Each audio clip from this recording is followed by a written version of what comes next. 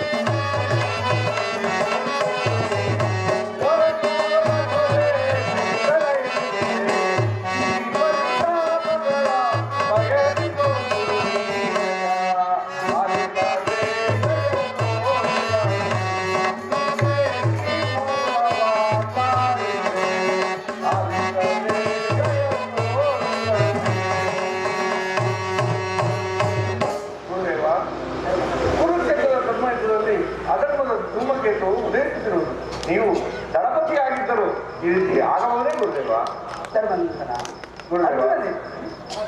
ಮಹಾದೇವನ ವರಪ್ರಸಾದವು ಆತನ್ನು ಪ್ರತಿಬಿಂಬಿಸಲಾರದು. ಗುರುದೇವ, ಅರ್ಜುನನು ಮತ್ತೊಂದು ಕಡೆ ಹೋರಾಡುತ್ತಿರುವನು. ಈ ಆಪತ್ತಿನಿಂದ ನೀವೇ ನಮ್ಮನ್ನು ರಕ್ಷಿಸಬೇಕು ಗುರುದೇವ. ಧರ್ಮನಂತರ ನಾನು ಕೇವಲ ನಿಮಿತ್ತ ಮಾತ್ರ. ಕೌರವನ ಆಜ್ಞೆ ಇಲ್ಲದೆ ಕೌರವನ ಆಜ್ಞೆಯನ್ನು ಪಾಲಿಸುವುದೇ ನನ್ನ ಕೆಲಸ. ಈ ಮಾತುಗಳು ಆಚಾರ್ಯ ದ್ರೋಣನ ಬಾಯಿಂದ ಬರುವುದೇ? ಧರ್ಮನಂತರ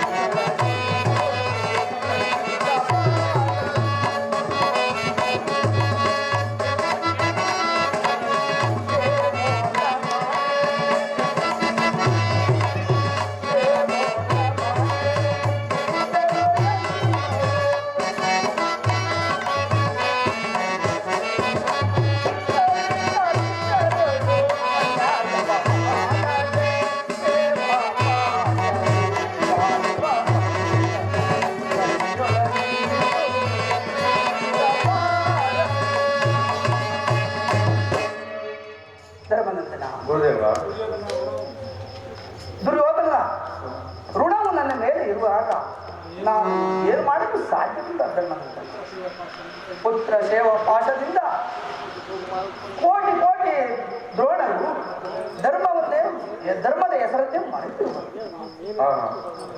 ನನ್ನ ವಿದ್ಯಾರ್ಥಿಗಳ ಬಾಯಿಂದ ಇಂಥ ಮಾತು ಹೊರಡಬೇಕಾದ್ರೆ ಇನ್ನ ಧರ್ಮವಿದ್ಯೆಯಲ್ಲಿರುವುದು.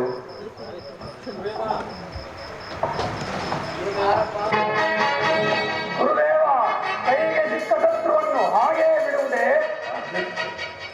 ಹೇಗೆ ಏನಾಯಿತು? ಅಷ್ಟು ಮಾತ್ರವಲ್ಲ, ಅಭಿಮನ್ಯುವಂತ ಸಾಮಾನ್ಯ ಬಾಲಕನಿಂದ ಗುರು ಸೈನ್ಯವೇ ಉತ್ತರಿಸಿ ಪರಾಜಿತರಾಗಿ ಓಡಿ ಬಂದಿರಲ್ಲ, ನಾಚಿಕೆ ಆಗುವುದಿಲ್ಲವೇ? ದುರ್ಯೋಧನ ಅಭಿಮಾನಿಯು ಸಾಮಾನ್ಯ ಬಾಲಕನೆಂದು ಭಾವಿಸುತ್ತಾನೆ. ಅವನ ಗಂಭೀರ ಮುಖಪತ್ರಿಕೆಯನ್ನು ಒಂದು ಸಾರಿ ನೋಡಿ. ಆಚಾರ್ಯ, ಈ ಮಾತುಗಳನ್ನಾಡಲು ನಿನಗೆ ನಾಚಿಕೆ ಇದ್ದ ವಿಚಾರವನ್ನು ಹೇಳುವುದಕ್ಕೆ ನಾಚಿಕೆ ಕಾರಣ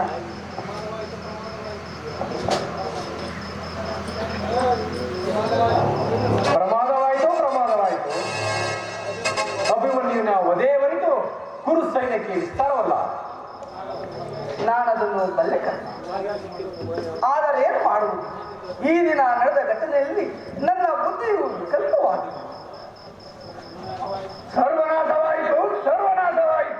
ಆಚಾರ್ಯ ಅತ್ತನೋಡು ಕುಮಾರ ಲಕ್ಷ್ಮಣನು ಅಭಿಮನ್ಯುವಿಗೆ ಎದುರಾದರು. ನಡೆ, ನಮ್ಮ ಪ್ರಾಣಗಳನ್ನು ಒತ್ತೆ ಇಟ್ಟು ಆ ರಾಜಪುತ್ರವನ್ನು ಉಳಿಸೋಣ.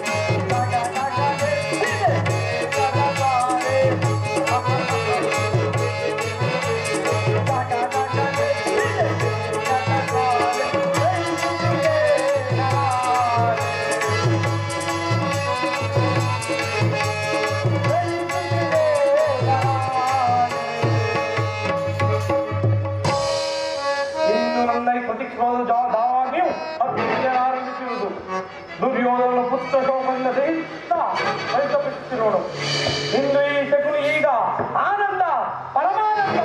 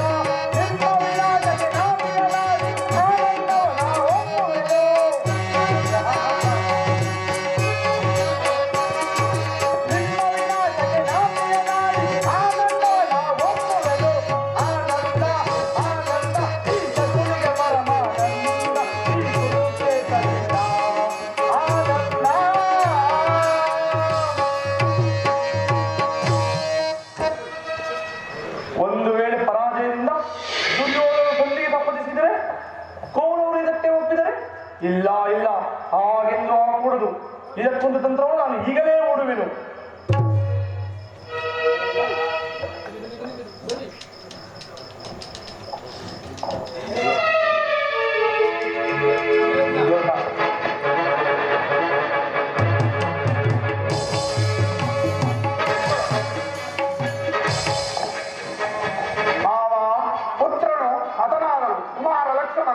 ನಮ್ಮನ್ನು ತ್ಯಜಿಸಿದನು. ಏನು ಪುತ್ರನು ಹತನಾದರೆ ಪುತ್ರನ ಮರಣಕ್ಕೆ ಕಾರಣವಾದ ಆ ಅಭಿಮನ್ಯುವನ್ನು ನಾವೆಲ್ಲರೂ ಸೇರಿ ವಧೆ ಮಾಡ ನಡೆಯಿರಿ.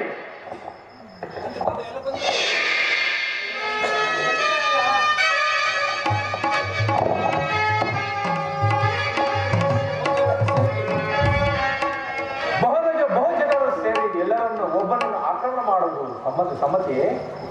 ಯುದ್ಧರಂಗದಲ್ಲಿ ಧರ್ಮ ಅಧರ್ಮಗಳ ಚಿಂತೆ ನಿನಗೇಕೆ ಕಾರಣ?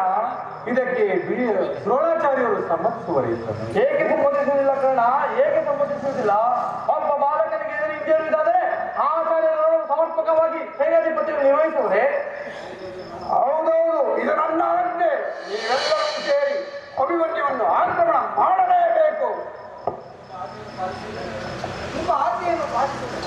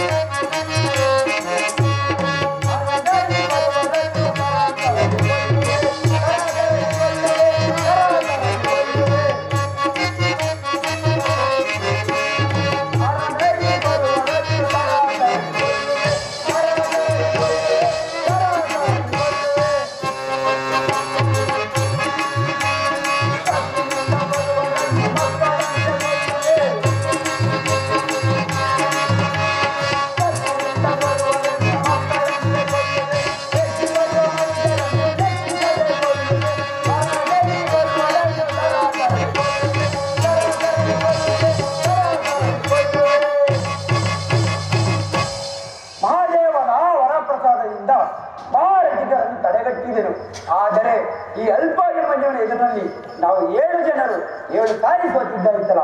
ಬಲ ಅಭಿಮನ್ಯು ಕುಮಾರ ಬಲ. ಆದರೆ ಈ ಸರ್ತಿ ಯುದ್ಧದಲ್ಲಿ ನಮ್ಮಿಬ್ಬರಲ್ಲಿ ಒಬ್ಬರು ಸಾಯಲೇಬೇಕು. ಇದು ಶೈಲವನ ಕೊನೆಯ ಶಪಥ.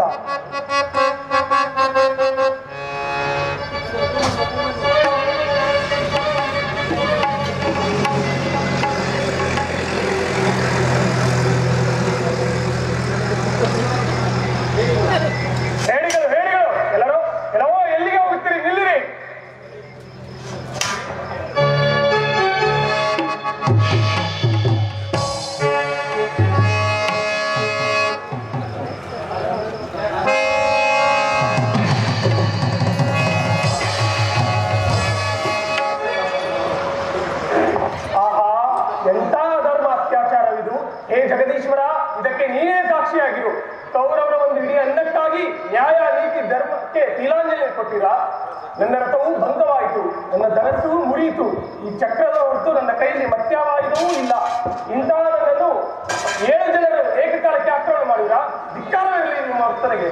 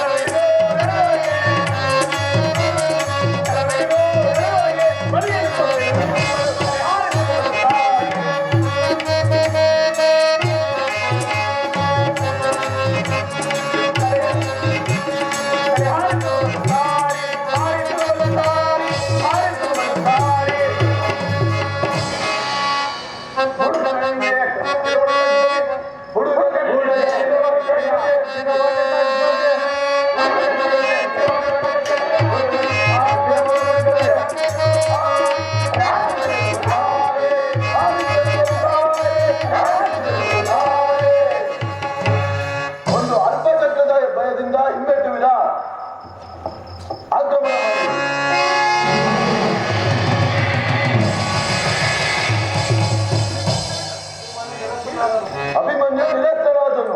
ಧಾರ ಮಾಡಿದೆ. ಈ ಬಾವುಗಳಲ್ಲಿ ಶಕ್ತಿ ಇರುವವರು ಅಭಿಮನ್ಯು ಎಂದೂ ನಿರಸ್ತರಾಗಿರುವುದಿಲ್ಲ.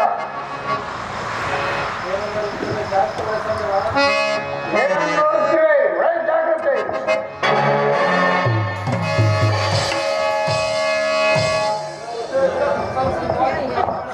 ಧಿಕ್ಕಾರ ಸಿಂಗವ ಧಿಕ್ಕಾರ. ಈ ನಿನ್ನ ವರ್ತನೆಯಿಂದ ವಿರೋಚಿತವಾದ ಯುದ್ಧವನ್ನು ಕಟಕನ ಹಿಂಸಾಕ್ರಿಯೆಗಿಂತ ಹೀನವಾಗಿ ಮಾಡಿದೆ. ಆದರೂ ಪರವಾಗಿಲ್ಲ, ಒಬ್ಬೊಬ್ಬರಾಗಿ ಬನ್ನಿ. ಬಲ ಬಲ. ನಿನ್ನ ಧೈರ್ಯಗಳನ್ನು ನೋಡಿ ಪಾಂಡವರಲ್ಲಿ ಶಾಂತಿ ಉಂಟಾಗಲಿ. ಕುಮಾರ ನನ್ನನ್ನು ಆಲೋಚಿಸು. ಇದು ನಿಜವೇ ದೊಡ್ಡಪ್ಪ? ಇನ್ನೂ ಸಂದೇಹ ಕುಮಾರ. ಕುಮಾರ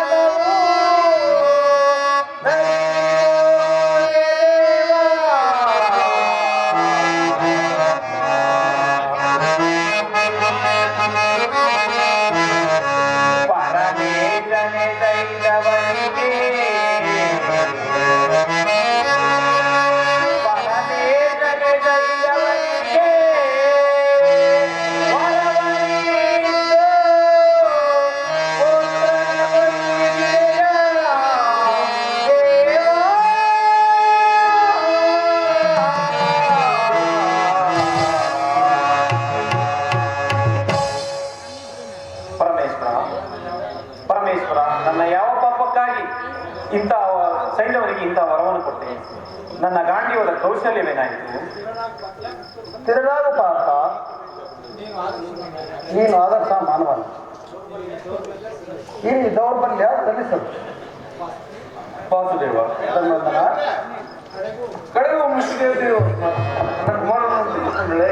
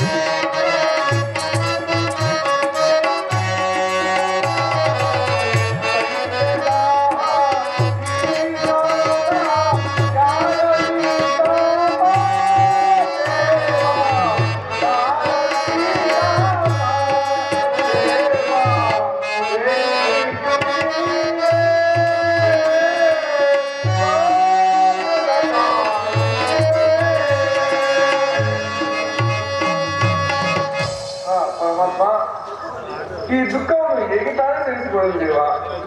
ಧರ್ಮಪುತ್ರ, ಎಲ್ಲವನ್ನು ತಿಳಿದು ಈ ರೀತಿ ಚಿಂತಿಸುವುದು ಸರಿಯೇ? ಸಮಾಧಾನ ಒಂದು. ಈ ದುಃಖವನ್ನು ಹೇಗೆ ಸಹಿಸಲಿ? ಕಣ್ಣುಗಳನ್ನು ಮರುಭೂಮಿಯಂತೆ ನಿಜಲವಾಗಿ ಮಾಡಿ ಹೃದಯದಲ್ಲಿ ಹಿಮರಾಶಿಯನ್ನು ತುಂಬಿ ವಜ್ರದೃಷ್ಟಿಯಿಂದ ದುಃಖವನ್ನು ಎಷ್ಟು ತಡೆಗಟ್ಟಿದರೂ ಅದು ತನ್ನ ಅಸ್ಪಷ್ಟ ವೇಗದಿಂದ ಪ್ರಕಟಮಾನಗೊಳಿತು. ಮೊದಲು ಈ ದುಃಖ ದೇವತೆಯ ಮೂರ್ತಿ ಸ್ವರೂಪವನ್ನು ನೋಡು, ಅನಂತರ ನನ್ನನ್ನು ಸ್ಥಿರವಾಗುವಂತೆ ಹೇಳು ವಾಸುದೇವ. ಪ್ರಾಣೇಶ್ವರ, ಸ್ವರ್ಗದ ಉಚ್ಚಾಸನ ಕುರಿತು ವೇಗದಲ್ಲಿ ನನ್ನನ್ನು ನೋಡ್ತಿರುವೆಯ. ನೋಡು ನೋಡು, ಸೂರ್ಯಕಾಂತ ಹೂವಿನಂತೆ ಉತ್ತರ ನಿನ್ನ ಕಡೆ ಮುಖವನ್ನು ತಿರುಗಿಸಿರುವುದು. ನಾನು ಹೊರತಿಲ್ಲ ಪ್ರಭು.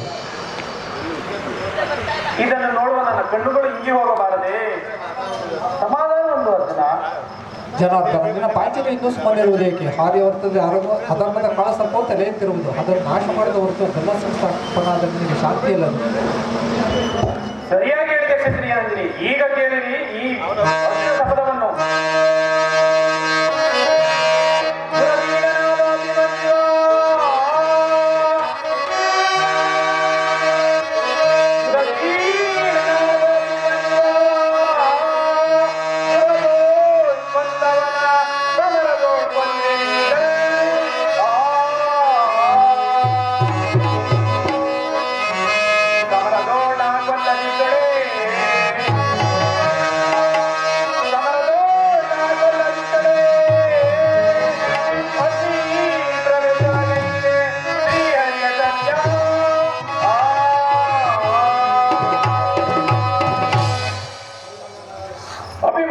ಮರಣಕ್ಕೆ ಕಾರಣವಾದ ಆ ಸೈನ್ಯವನನ್ನು ನಾಳೆ ಸೂರ್ಯ ಮುಳುಗುವುದೊಳಗೆ ಸಂಹರಿಸದೆ ಬಿಡುವುದಿಲ್ಲ.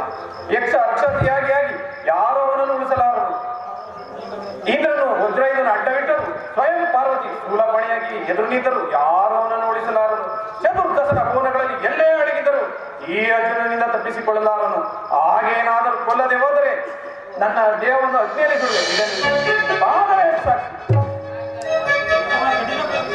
ಅರ್ಜುನ ಎಂತ ಕಠಿಣ ಪ್ರತಿಜ್ಞೆಯನ್ನು ಮಾಡಿದೆ.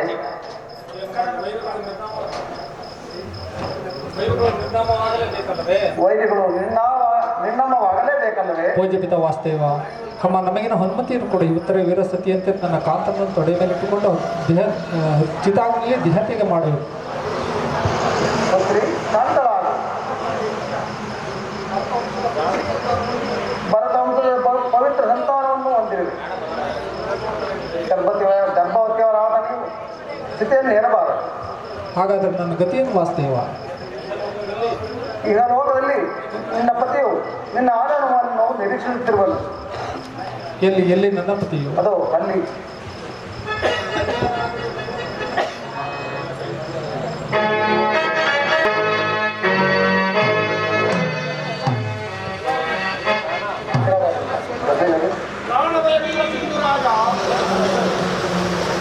ಪ್ರಾಣಭಯವಿಲ್ಲ ಸಿಂಧುರಾಜ. ಆಚಾರ್ಯರಿಂದ ನಿರ್ಮಿತವಾದ ಚಕ್ರವ್ಯೂಹದಲ್ಲಿ ನೀನು ಸುರಕ್ಷಿತವಾಗಿರುವೆ. ಅಬ್ಬಾ, ಎಂಥ ವ್ಯೂಹವಿದು! 10 ಐದಾರಿದ್ದರೂ ವ್ಯೂಹ ಒಂದೇ ಸಮನಾಗಿ ನಿಂತಿರುವುದು. ಶಕುನಿ, ಸೂರ್ಯಾಸ್ತ ಸಮಯದೊಳಗಾಗಿ ಅರ್ಜುನನು ನನ್ನನ್ನು ಕೊಲ್ಲುವುದಾಗಿ ಪ್ರತಿಜ್ಞೆ ಮಾಡುವುದು. ಈಗ ಏನು ಮಾಡಲು? ನಡುಗುವೆ ಹೇಗೆ ಸಿಂಧುರಾಜ? ಮೃತ್ಯುವಿನ ಭಯದಿಂದ ನಿನ್ನ ಹೃದಯದಲ್ಲಿ ನಡುಕ ಹುಟ್ಟಿತಲ್ಲವೇ? ಹುಟ್ಟಲಿ ಅದು ಹುಟ್ಟಿದಾಗಲೇ ಸಾವು ಖಂಡಿತ. ಶಿರಚ್ಛೇದನ ನನ್ನ ತಲೆಗೆ ಹೇಗೆ ಮಾಡುತ್ತಿರುವುದು? ಇಷ್ಟೊಂದು ಹಿಡಿಯಿರಿ ನನ್ನ ತಲೆಯನ್ನು. ಇಷ್ಟೊಂದು ಚೆನ್ನಾಗಿ ಬೆಳೆದಿರುವ ದೇಹವಿರುವಾಗ ಒಂದು ತಲೆಗಾಗಿ ಇಷ್ಟೊಂದು ಚಿಂತೆ? ಅಯ್ಯೋ ಹುಚ್ಚು ಸೈಂಧವ, ನಿನ್ನ ತಲೆ ಹೋದರೂ ನಿನ್ನ ದೇಹವನ್ನು ಸುರಕ್ಷಿತವಾಗಿ ನೋಡಿಕೊಳ್ಳುವೆವು. ಮಾವ, ಇದೇನು ಈ ಸಂಕಟದಲ್ಲಿ ಪರಿಹಾಸ್ಯವೇ? ಏನು ಮಾಡಲಿ ಸುಯೋಧನ? ನಗುತ್ತಲೇ ಹುಟ್ಟಿದೇನು, ನಗುತ್ತಲೇ ಬೆಳೆದೆನು, ಮುಂದೊಂದು ದಿನ ನಗುತ್ತಲೇ ಸಾವಿನೆಂದು ತೋರುತ್ತಿರುವುದು. ಎಳೆ ಸೈಂಧವ, ನಮಗಿನ್ನೇನು ಕೆಲಸ?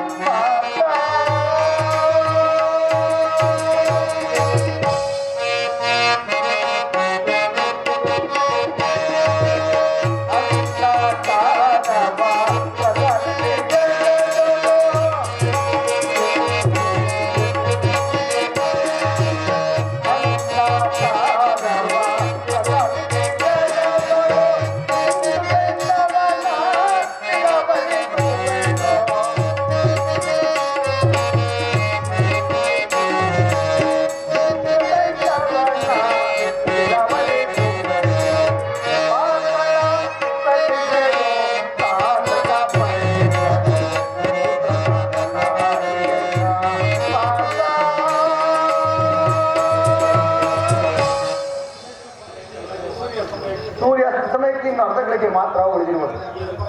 ಈ ಅಲ್ಪ ಕಾಲದಲ್ಲಿ ದ್ರೋಣಾಚಾರ್ಯರಿಂದ ರಕ್ಷಿಸಲ್ಪಟ್ಟ ಸೈನ್ಯವನ್ನ ಮಸ್ತಕವು ಭೂಮಿಗೊಳ್ಳಲೇಬೇಕು.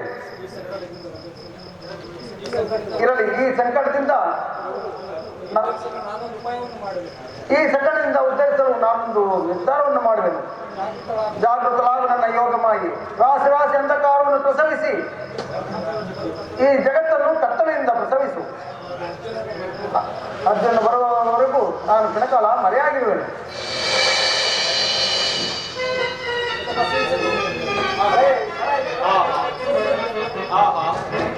ಸೂರ್ಯನು ಹಸ್ತಗತನಾದನು, ಅಂಧಕಾರವು ಎಲ್ಲೆಲ್ಲೂ ಹರಡಿತು. ನನ್ನ ಪ್ರತಿಜ್ಞೆಯು ಭಂಗವಾಯಿತು. ನನ್ನ ಪುತ್ರನ ಮರಣಕ್ಕೆ ಕಾರಣವಾದ ಆ ಸೈನ್ಯವನ್ನು ಇನ್ನೂ ಜೀವಿಸಿರುವೆ. ನನ್ನ ಪ್ರಿಯ ಸಹೋದರನ ಮುಖವನ್ನು ನೋಡುವ ಮೊದಲೇ ಅಗ್ನಿ ಪ್ರಾಣತ್ಯಾಗ ಮಾಡ್ತೇನೆ. ಕೊನೆಗಾಲದಲ್ಲಿ ನಿನ್ನನ್ನು ನೋಡಬೇಕೆಂಬ ಆಸೆ. ಎಲ್ಲಿರುವೆ ವಾಸುದೇವ?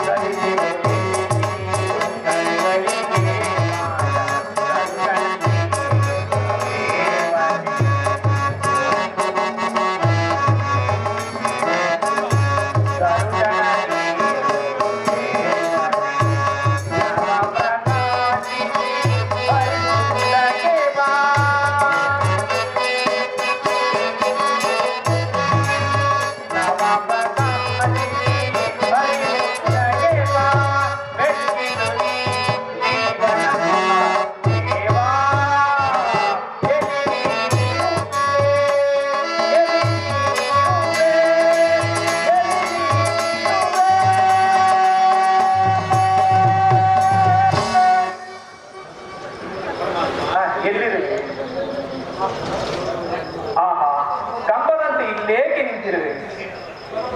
ಕೊನೆಗಾಲದಲ್ಲಿ ನಿನ್ನ ದರ್ಶನವಾಯಿತು. ಬಾ, ನಿನ್ನ ಹಸ್ತದಿಂದ ನನ್ನ ಚಿತೆ ಹಚ್ಚುವ. ಅರ್ಜುನ, ಏನು ಹೇಳು? ನಾನು ನಿನ್ನ ಚಿತೆಯನ್ನು ಹತ್ತಿಸುವುದೇ?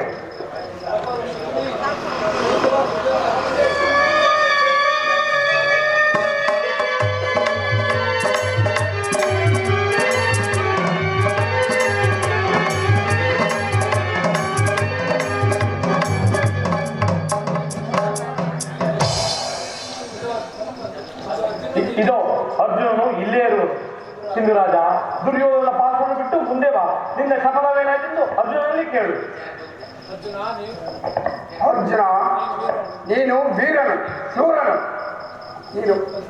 ನೀನು ಅಗ್ನಿಯಲ್ಲಿ ಬಿದ್ದು ಪ್ರಾಣವನ್ನು ತ್ಯಾಗ ಮಾಡು. 3 ಲೋಕದ ಬೆಳಕಿಗಾಗಿ ಪಾತ್ರನಾಗುವೆ. ಮರಣಕ್ಕೆ ಸಿದ್ಧವಾಗುವುದರಂತೆಯ ನಾನಿನ್ನ ಚಿತೆಯನ್ನು ಹಚ್ಚಿಸುವೆನು. ಇದಕ್ಕೆ ಇಷ್ಟೊಂದು ಒಸರಬೇಕ ಸೈನ್ಯವ. ಅರ್ಜುನನು ವೀರ ಶಿಖಾಮಣಿಗೆ ಅವಶ್ಯಕವಾಗಿ ಪ್ರತಿಜ್ಞೆಯಂತೆ ನಡೆಯುವರು. ಯೋಗಮಾಯೆ ದೂರಲಾರು. ಸುದರ್ಶನ, ನನ್ನ ಕೈಗೆ ಬಾ. ಶಕ್ತಿ ಏನು ಬೆಳಕು? ಸರ್ವನಾಶವಾಯಿತು. ಅರ್ಜುನ, ಸುಮ್ಮನೆ ಹೇಗೆ ನಡುವೆ ಬಾಣವನ್ನು ಹೂಡಿ ಸೈನ್ಯವನ್ನು ವಧಿಸು. ಅಪ್ಪಣೆ ವಾಸುದೇವ.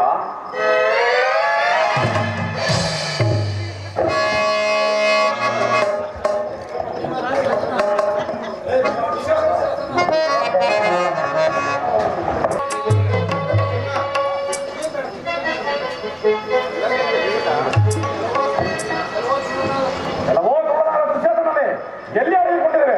ಜಾಗ್ರತೆ ಹೋಗಿ ಬಾ. ಎಲ್ಲವೋ ಬಂಡೆ ಭೀಮರೇ, ಬಕಾಸುರ ಬಂಡಿ ಅನ್ನೋನು ತಿಂದು ಆ ಹೇಳಿಯನ್ನು ಕೊಂದೆನೆಂದು ಮತಾಂಕಾರದಿಂದ ಬೆಳೆಯುತ್ತಿರುವೆಯ. ಜಾಗ್ರತೆ, ಕೂಡಲೇ ಯುದ್ಧಕ್ಕೆ ಸಿದ್ಧರಾಗು.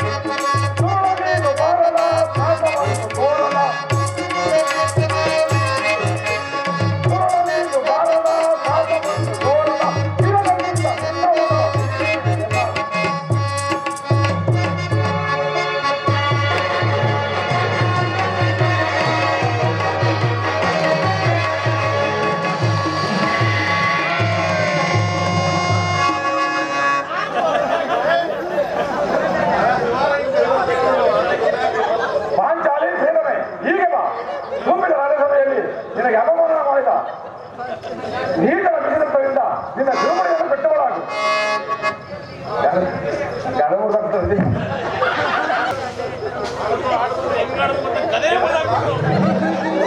ಅರ್ಜುನ ಅಪ್ಸರರು ಕರ್ಣನು ರಥಾವರನಾಗಿ ಯುದ್ಧಕ್ಕೆ ಬರುತ್ತಿರುವನು. ನಿನ್ನ ಹಸ್ತಗಳ ಪ್ರತಾಪವನ್ನು ತೋರಿಸು. ಅಪ್ಪಣೆ ವಾಸುದೇವ.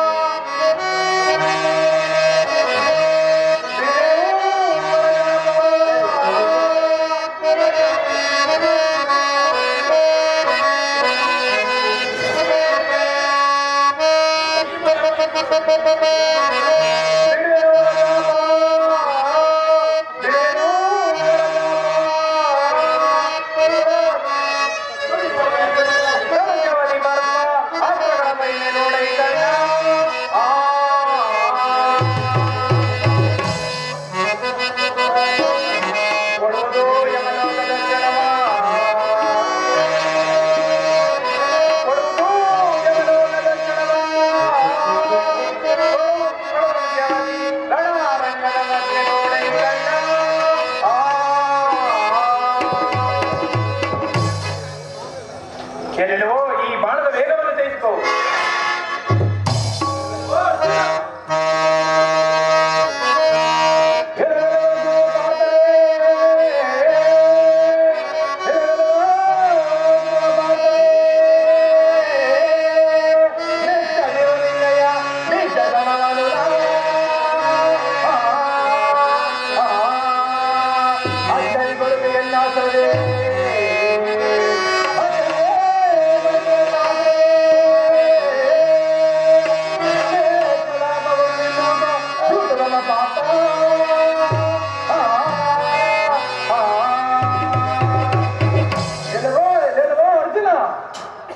ಈ ಬಾಣದ ರುಚಿಯನ್ನು ಪ್ರಮಾದವಾಯಿತು. ಅದೇ ಕರ್ಣನು ಬಿಟ್ಟ ಬಾಣವು ಮಹಾ ಉತ್ಸುಜ್ವಾಲೆಯನ್ನು ಬಿಡುತ್ತಾ ಬರುತ್ತಿರುವುದು. ಈಗ ನನ್ನ ಪಾದದ ಭೂಮಿಯನ್ನು ಬಿಟ್ಟು ರಥವನ್ನು ತುಳಿಯದಿದ್ದರೆ ಅರ್ಜುನನ್ನು ಹೊಡೆಯಲಾರ. ಯೋಗಮಾಯೆ ಜಾಗೃತವಾದ. ಕರ್ಣ, ನೀನು ಹೊಡೆದ ಸರ್ಪಾಸ್ತ್ರ ಅರ್ಜುನನ ಕಿರೀಟವನ್ನು ಮಾತ್ರ ತೆಗೆದುಕೊಂಡು ಹೋಯಿತು. ಆದರೆ ಅದೇ ಬಾಣವನ್ನು ಆತನ ಎದೆಗೆ ಗುರಿಯಿಟ್ಟು ಹೊಡಿ. ದೊಡ್ಡ ಬಾಣವನ್ನು ತೊಡುವುದಿಲ್ಲವೆಂದು ಆಹ್ವಾನ ಪಡೆದನು. ಛೇ, ನೀನು ಪಾಂಡವರ ಪಕ್ಷಪಾತಿ. ನಿನ್ನ ನಂಬಿ ದುರ್ಯೋಧನನ್ನು ಕೆಟ್ಟನು. ಇಂಥವನಿಗೆ ನಾನು ಸಾರಥಿಯಾಗಲೇ. ನಿನ್ನ ಮುಖವನ್ನು ಸಹ ನೋಡಬಾರದು. ನಾನು ಈಗಲೇ ಹೋಗುವೆನು ಎಂದು ಶಲ್ಯಪಾಲನು ಕೋಪದಿಂದ ರಥವನ್ನು ಹಿಡಿದು ಹೊರಟೆ ಹೋದನಲ್ಲ. ಇದೇ ಸಮಯಕ್ಕೆ ಸರಿಯಾಗಿ ರಥದ ಗಾಳಿಯ ಚಕ್ರವು ಮಣ್ಣಿನಲ್ಲಿ ಊದಿಕೊಂಡು ಓಹೋ, ತಿಳಿದು ಇದು ಬ್ರಾಹ್ಮಣರ ಶಾಪ. ಅರ್ಜುನ, ಸ್ವಲ್ಪ ನಿಲ್ಲು. ರಥವನ್ನು ಮೇಲೆ ಕೆತ್ತುವಿನೋ? ಅರ್ಜುನ, ಜಾಗ್ರತೆ ಬಾಣ ಪ್ರಯೋಗ ಮಾಡಿ. ಈ ಸಮಯವನ್ನು ಬಿಟ್ಟರೆ ಕರ್ಣನನ್ನು ಜಯಿಸಲಾರೆ. ವಾಸುದೇವ, ಈತನ ಮೇಲೆ ಬಾಣ ಪ್ರಯೋಗ ಮಾಡಲು ಕೈಗಳೇ ಬಾರದು. ಧರ್ಮಜನಾದ ಅಗ್ರಜನ ಮೇಲೆ ಎಷ್ಟು ಪ್ರೇಮವಿರುತ್ತೋ ಅದಕ್ಕಿಂತ ಅತಿಶಯವಾದ ಪ್ರೇಮವು ಈತನ ಮೇಲೆ ಉಂಟಾಗುತ್ತಿರುವುದು. ಈತನ ನಿಜ ವೃತ್ತಾಂತವನ್ನು ತಿಳಿಸಲಾರಿಯಾ? ಭಲೆ ಅರ್ಜುನ, ತಲೆಯ ಮೇಲೆ ಒಳೆದವರಿಗಾಗಿ ಮಲಗುವುದನ್ನು ಎಲ್ಲಿಂದ ಕಲಿತೆ? ನಿನ್ನ ಪುತ್ರನಾದ ಭೂಮಿಯನ್ನು ಕೊಂದವರಲ್ಲಿ ಇವನು ಒಬ್ಬನಲ್ಲವೇ? ಏನು ನನ್ನ ಪುತ್ರನ ಮರಣಕ್ಕೆ ಕಾರಣವಾದ ಒಬ್ಬನಲ್ಲಿ ಇವನವನು ಒಬ್ಬನೇ. ಎಲ್ಲೆಲ್ಲವೋ ಪರಮಪಾದಕಿ ಅಂದು ಮಾಡಿದ ಮೋಸಕ್ಕೆ ಇಂತೆ ಪ್ರತಿಜ್ಞೆ ಅನ್ನುವುದು.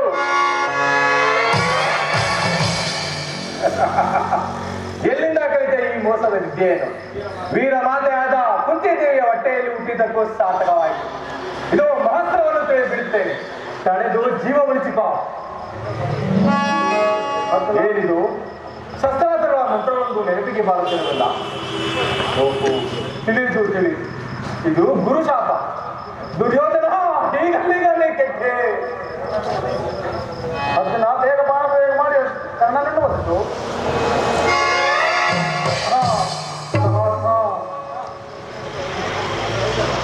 ಓಹೋ, ಕರ್ಣನ ಈ ರೀತಿ ಆದರೆ ಕರ್ಣನನ್ನು ಜಯಿಸಲು ಸಾಧ್ಯವಿಲ್ಲ. ಬ್ರಾಹ್ಮಣ ವೇಷವನ್ನು ಧರಿಸಿ ಆತನ ಕಣ್ಣಕುಂಡಗಳನ್ನು ಬೇಡದು.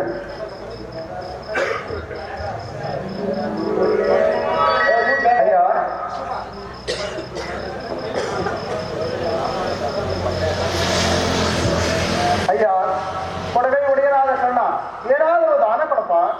ಸ್ವಾಮಿ, ದಾನಗಳು ಈ ರಣರಂಗದಲ್ಲಿ ಏನೂ ಇಲ್ಲವಲ್ಲ? ಏನೂ ಇಲ್ಲ ಎಂದು ಹೇಳಬಹುದೇ? ನಿನ್ನ ಕಿವಿಯಲ್ಲಿರುವ ಕಣ್ಣಕುಂಡಲಗಳನ್ನು ದಾರಿಯನ್ನಾಗಿ ಬೆಳೆದುಕೊಡು. ಸ್ವಾಮಿ, ಏನೂ ಇಲ್ಲವೆಂದು ತಿಳಿದಿದ್ದೇನೆ.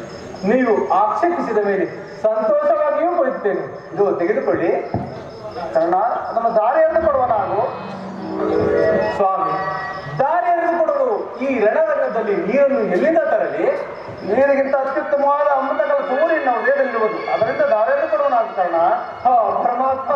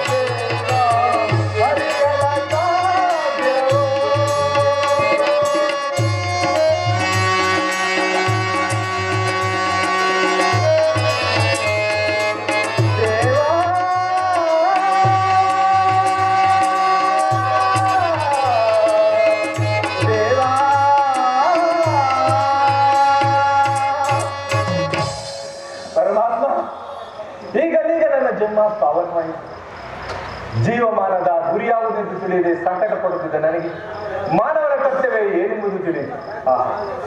ಯಾವ ಕರ್ಮದ ಸುಕೃತ ಫಲದ ಪರಿಣಾಮವೂ ತಿಳಿಯದು. ನೀನೇ ನನ್ನ ಬಳಿಗಿರುತ್ತೀವಿ ಪರಮಾತ್ಮ.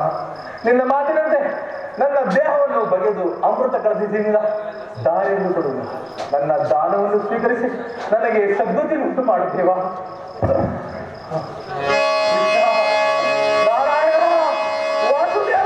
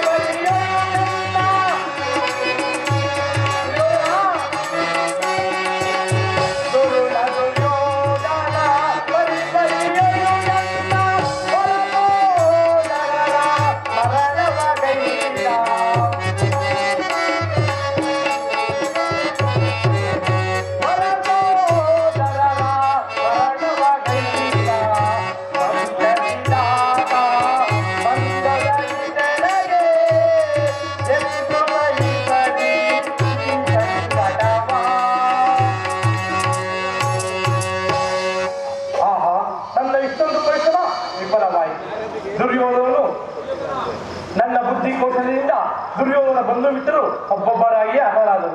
ಆಗಲೂ ಸಹ ಅವನು ಕಂಡುಕೊಳ್ಳಿ ಒಂದು ತೊಟ್ಟು ನೀರು ಸಹ ಬರಲಿಲ್ಲ. ಆಹಾ, ರೋಮ ರೋಮದಲ್ಲಿ ಕೋಟಿಂಗ್ ಆಘಾತ ಉಂಟು ಮಾಡಿದರು. ಈಗಲೂ ಸಹ ಧೈರ್ಯವಾಗಿ ಇವನು.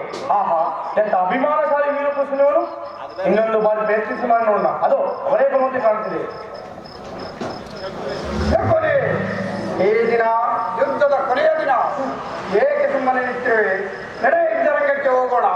ದುರ್ಯೋಧನ, ಈಗಲಾದರೂ ಯುದ್ಧವನ್ನು ನಿಲ್ಲಿಸು. ಯುದ್ಧ ನಿಲ್ಲಿಸು. ನೀನು ಹೀಗೆ ಹೇಳುವುದೇ? ಹೌದು, ನಾನೇ ಹೇಳುತ್ತಿರುವುದು ದುರ್ಯೋಧನ. ಸರ್ವರ ವಿರುದ್ಧವೂ ನಿನ್ನ ಹೃದಯದಲ್ಲಿ ಯುದ್ಧವ ವಿಸರ್ಜನೆಯನ್ನು ಬಿಟ್ಟಿದ್ದವನು ನಾನು.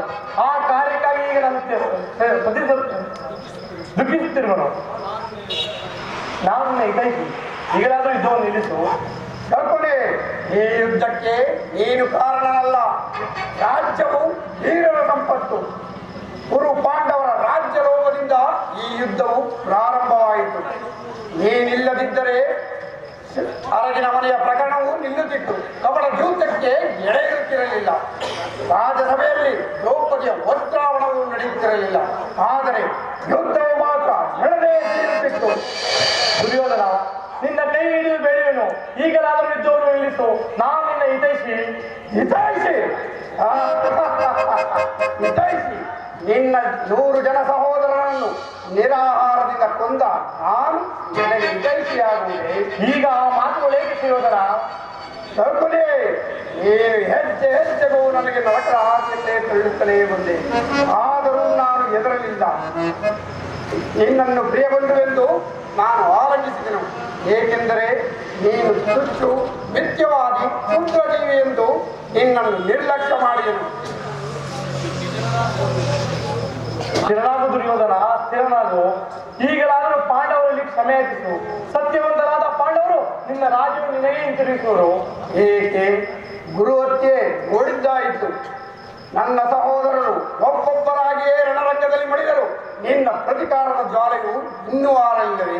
ಹೇಳು, ಇನ್ಯಾವ ಹೊಸ ತಂತ್ರಕೂಟವನ್ನು ಹೂಡಿರುವೆ? ಈಗಲೇ ಹೋಗಿ ಶತ್ರು ಪಕ್ಷವನ್ನು ಸೇರಿಸು. ಈ ದುರ್ಯೋಧನ ಪರಾಕ್ರಮವನ್ನು ನೀನು ನೋಡುವೆಯಂತೆ. ವೀರ ಹೃದಯವನ್ನು ಕಂಪಿಸುವುದನ್ನು ನೀನು ನೋಡುವೆ. ಆಹಾ, ಎಂಥ ಅಪಮಾನ! ಇಷ್ಟು ತುಚ್ಛವಾಗಿ ಯಾರು ಸಹ ನೋಡುವುದಿಲ್ಲ. ಹೋಗು ಸುಯೋಧನ, ಹೋಗು. ನಾನು ನಿನಗಿಂತ ಮೊದಲೇ ಹೇರವನ್ನು ತಿಳಿಸುವೆನು.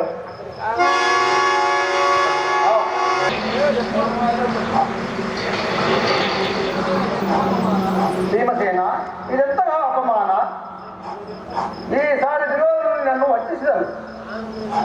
ಹೌದು ದೇವ, ನನ್ನನ್ನು ನಿನ್ನನ್ನು ಸಹ ವಂಚಿಸಿದನು.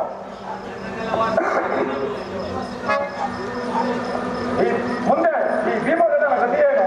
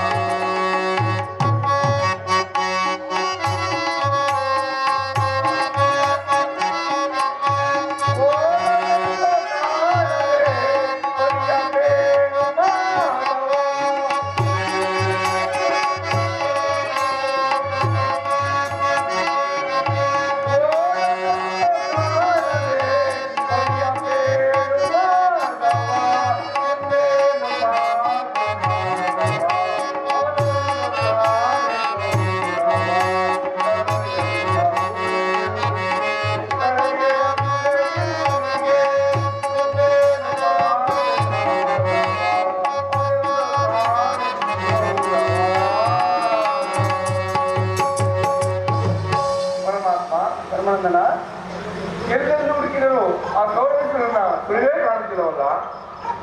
ಧರ್ಮಾನಂದನ, ಪರಮಾತ್ಮ ಆ ಸುಯೋಧನನನ್ನು ವಂಚಿಸನು. ವೈಸಂಪಾಯನ ಸರೋವರದಲ್ಲಿ ಅಡಗೆ ಕೊಟ್ಟಿರುವನು. ಅದನ್ನು ದೃಷ್ಟಿಯರ ಓಹೋ, ಈಗ ಸಮಾಚಾರವು ಯಾಗಾದ್ರೆ ಯಾರು ಕೂಗಬೇಡಿ, ನಾನೇ ಪ್ರಾರಂಭಿಸುವೆನು. ಎಲ ದುರ್ಲಭವಾದ ದುರ್ಯೋಧನನೇ 12 ವರ್ಷ ಸೈನ್ಯವನ್ನು ನಾಶ ಮಾಡಿದೆ. ಗುರು ಹಿರಿಯರನ್ನ ರಣರಂಗದಲ್ಲಿ ಬದಿಕಟ್ಟೆ. ಈಗ ಪ್ರಾಣಾಪಾಯದಿಂದ ಈ ಸರೋವರವನ್ನು ಅಡಗಿಕೊಂಡಿರುವೆಯ ಜಾಗದವರೆಗೆ ಬಾ, ಇಲ್ಲದಿದ್ದರೆ ನಾನೇ ಸೀಳಿ ಹಾಕುವೆನು. ಬಂಡ ಭೀಮನೆ, ವಿರಾಟನ ಅಡುಗೆ ಮನೆಯಲ್ಲಿ ಪಟ್ಟಣ ಆಗಿದ್ದ ನಿನಗೆಲ್ಲಿ ತಿಳಿಯಬೇಕು? ವೀರರ ಹೃದಯವು ಕಂಪಿಸುವುದು. ನಾನು ಸರೋವರದಲ್ಲಿ ಅಡಗಿ ಕುಳಿತುಕೊಂಡಿರಲಿಲ್ಲ, ಯುದ್ಧದಲ್ಲಿ ಬಳಲಿದನಷ್ಟೇ. ಅದಕ್ಕಾಗಿ ನಾನು ಸರೋವರದಲ್ಲಿ ವಿಶ್ರಾಂತಿ ಪಡೆಯುತ್ತಿದ್ದೆನು. ಧರ್ಮರಾಯ ನನ್ನ ಉನ್ನತ ದರದಡಿಯಲ್ಲಿ 11 ಅಕ್ಷಾಯಿ ಸೈನ್ಯದಲ್ಲಿ ಉಳಿದಿರುವುದು ನಾನು ಮತ್ತು ಈ ನನ್ನ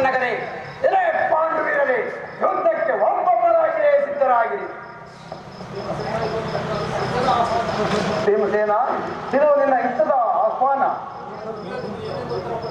ದುರ್ಯೋಧನಿಗೆ ಹೇಳಲು ಉತ್ತರ ಕೊಡುವೆ. ವಾಸುದೇವ, ನಾನು ಇಷ್ಟು ದಿವಸ ಕಾದಿತ್ತು ಈ ಶಿವ ಮುಹೂರ್ತಕ್ಕಾಗಿದೆ ಅಲ್ಲವೇ? ಶ್ರೇಷ್ಠ, ನೀನು ಯಾರ ಪಕ್ಷವನ್ನು ವಹಿಸುವೆಯೋ ಅವರಿಗೆ ಜಯವೆಂಬುದು ನಾನು ಮೊದಲೇ ಬಲ್ಲೆ. ಆದರೆ ನಾನು ದುಃಖಿಸುವುದಿಲ್ಲ. ಈ ದುರ್ಯೋಧನನು ಚಲರಂಕಮಲ್ಲನೆಂದು ಜಗತ್ತಿಗೆ ತೋರ್ಪಡಿಸಲು ಈ ಯುದ್ಧವನ್ನು ಹೂಡಿದನು.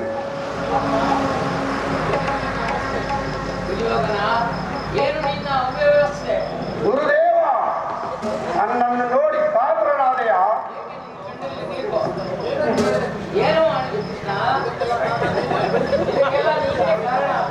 ಗುರು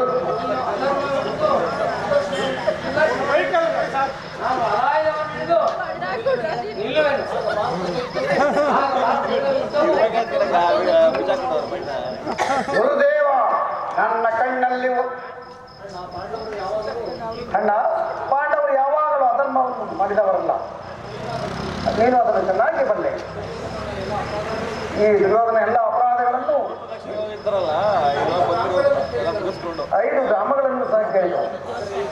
ಆದರೆ ಈ ದುರ್ಯೋಧನದಕ್ಕೂ ಒಪ್ಪಲಿಲ್ಲ. ನನ್ನನ್ನು ರಾಸಭೆಯಲ್ಲಿ ಬಂಧಿಸಲು ಪ್ರಯತ್ನಿಸಿದರು. ಈಗಲೂ 5 ಗ್ರಾಮಗಳನ್ನು ಕೊಡುವಂತೆ ಸಂಧಾನವನ್ನು ಮಾಡುವ ಅಗ್ರಜ. ಗುರುದೇವ, ನನ್ನ ಕಂಗಳಲ್ಲಿ ಒಂದು ತೊಟ್ಟು ನೀರನ್ನು ನೋಡಿ ಕಾತುರನಾದೆಯ? ಋಗ್ಬಾಣನ ಯುದ್ಧವನ್ನು ಮಾಡು. ಒಡೆಯ ವಸ್ತುಗಳು ಚೂಡಾಗುವವರೇ.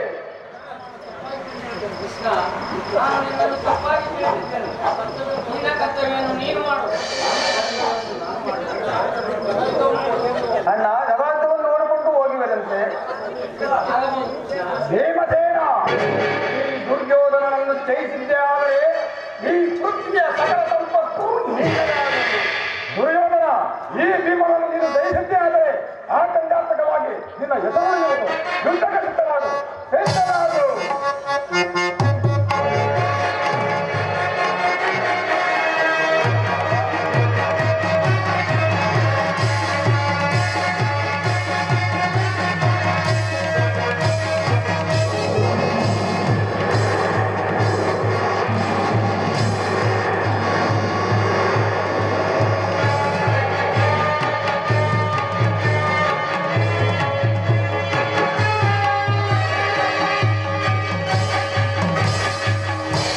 ಭೀಮಸೇನ, ಕಣಕಾಲ ವಿಶ್ರಾಂತಿ ಒಂದು. ಅದರ ಅಗತ್ಯವಿಲ್ಲ ದುರ್ಯೋಧನ. ಇದೋ ಸಿದ್ಧವಾಗಿರುವನು. ಭೀಮಸೇನ ಸಿದ್ಧನು. ತೊಡೆ ತಟ್ಟಿ ಶ್ರವಣದಿಂದ ಯುದ್ಧ ಮಾಡು. ಓಹೋ, ಈಗ ನೆನಪಿಗೆ ಬಂದಿತು.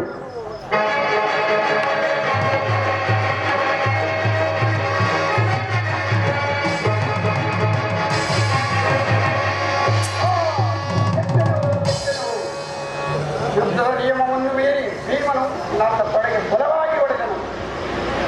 ಏನಿದು ಅಧರ್ಮ ಯುದ್ಧ?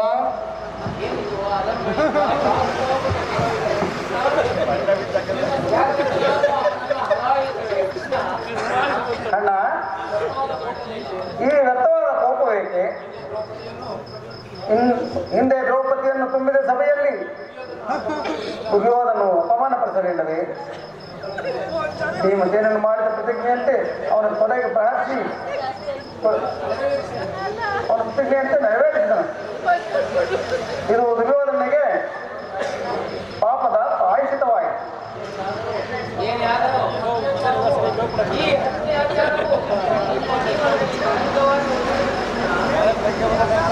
ಯುಧಿಷ್ಠಿರ, ನಾನು ಯುದ್ಧದ ನಿಯಮವನ್ನು ಪಾಲನೆ ಮಾಡಿ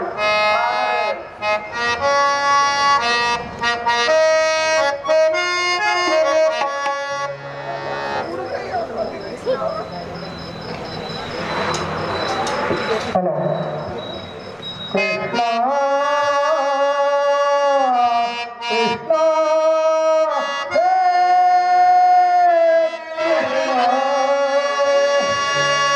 ಕೃಷ್ಣ ಪಟದಂತೆ ಮಾನಯ್ಯ ಹಾಡಿಸೋ ಸೂತ್ರಧಾರಿ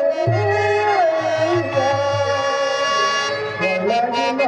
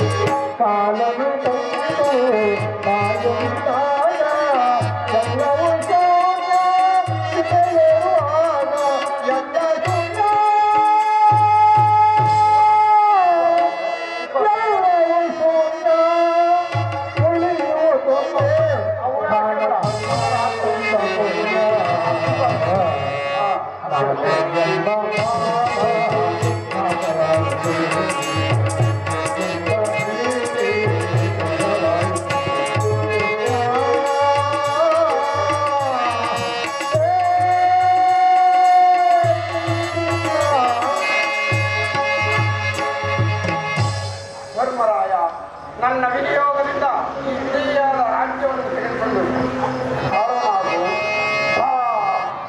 ಸಹೋದರ ದುಷ್ಯಂತ ಸುರೇಂದ್ರ ಕಡೆಗೂ ನಿನ್ನ ಕೇಳಿದ್ರು ಅವನಿದೆಯಾ ಧರ್ಮಪುತ್ರ ದಯವಿಟ್ಟು ದುರ್ಯೋಧನ ಅಭಿಮಾನವು ಫಲಿಸಲಿ. ನೀನು ಸ್ವರ್ಗವನ್ನು ಹೊಂದುವನಾಗುವುದು ಧರ್ಮಪುತ್ರ. ನೀನು ಪಟ್ಟಾಭಿಷೇಕಕ್ಕೆ ಸಿದ್ಧನಾಗು. ಆಗಲಿಲ್ಲ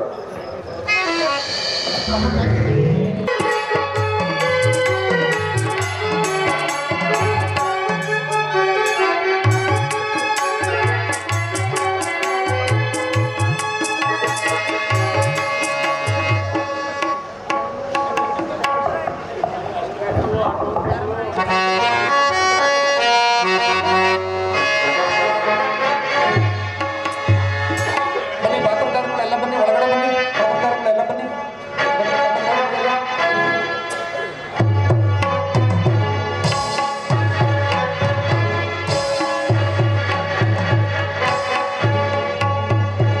ಧರ್ಮರಾಯನಿಗೆ ಜಯವಾಗಲಿ, ಧರ್ಮರಾಯನಿಗೆ ಜಯವಾಗಲಿ, ಧರ್ಮರಾಯನಿಗೆ ಜಯವಾಗಲಿ.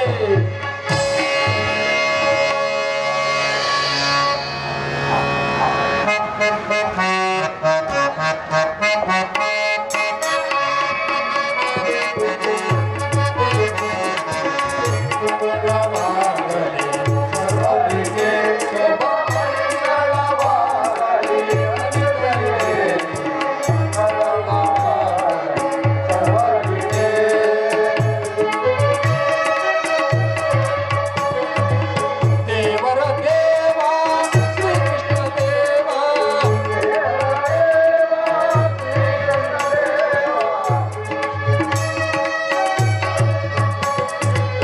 ದೇವರ ದೇವ ಶ್ರೀಕೃಷ್ಣ ದೇವ, ಮುಕ್ತಿಯ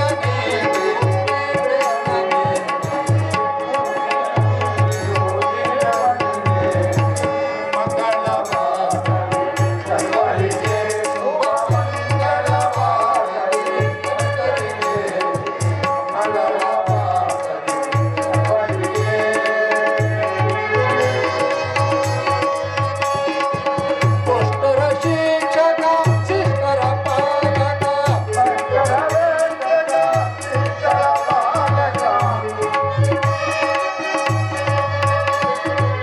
ಪುಷ್ಟರ ಶಿಕ್ಷಕ ಲೋಕ ಪಾಲಕ ನೀನಾಗು.